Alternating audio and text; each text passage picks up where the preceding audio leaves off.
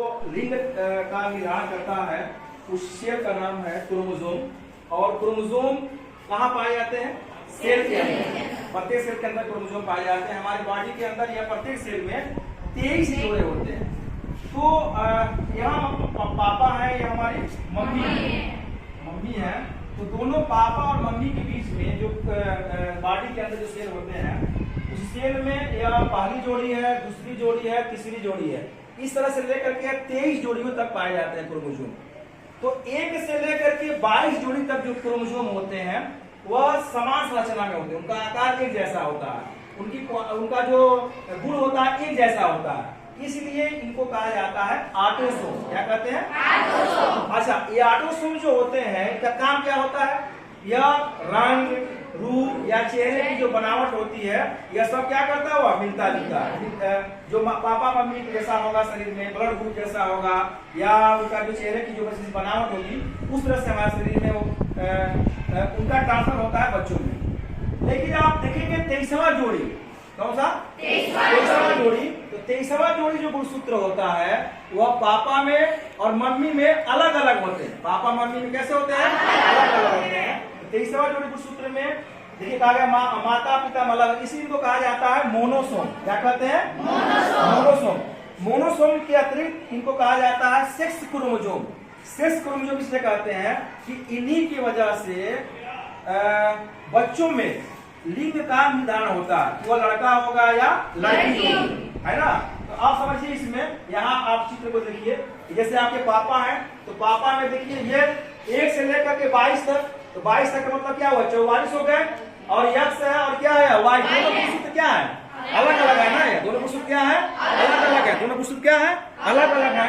तो इसमें ध्यान से देखेंगे कि यह 1 से लेकर 22 है 44, और यह हो गया एक्स वाई। यह कौन सा गुणसूत्र है?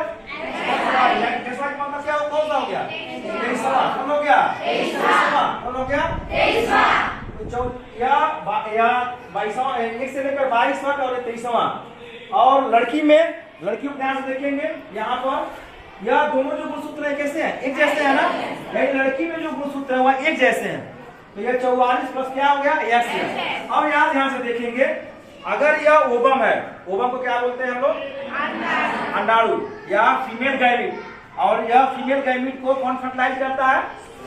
शुक्राणु, स्पर्म या मेल गैमीट। अगर वह मेल गैमीट का अगर एक्स क्रोमोसोम इसको फर्टिलाइज करता है तो न्यू जो बेबी बनेगी उसके अंदर जो क्रोमोसोम होगा एक जैसा होगा, एक्स होगा। तो आप ये बताएंगे जो न्यू बेबी होगा लड़का होगा कि लड़की होगी? लड़की होगी। क्यों लड़की होगी? क्योंकि इसके अंदर क्रोमोसोम क्या है? एक समान है, एक्स है। अगर वहीं पर ओवम को फर्टिलाइज करता है स्पर्म, जो वाई क्रोमोसोम है पिताजी का, और उसको फर्टिलाइज करने के बाद जो न्यू जो संरचना बनेगी उसके अंदर क्रोमोसोम क्या होगा? X Y. डिफरेंट होगा ना। जब डिफरेंट होगा उसके अंदर जो बेबी बनेगा वो क्या होगा? लड़का होगा। इससे आपने क्या देखा कि जो लड़का होने की जो जिम्मेदारी है, रिस्पॉन्सिबिलिटी है, वह किसके अंदर है? पापा के अंदर, मेल के अंदर है। इसलिए कभी भी हमें, अगर हमारे मोहल्ले में कोई माता बार बार लड़की को पैदा कर रही है तो उसके ऊपर किसी तरह का हमको आरोप नहीं लगाना चाहिए।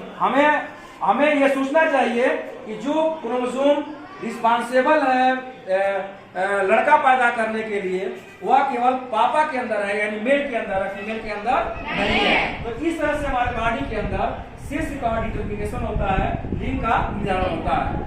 ठीक है।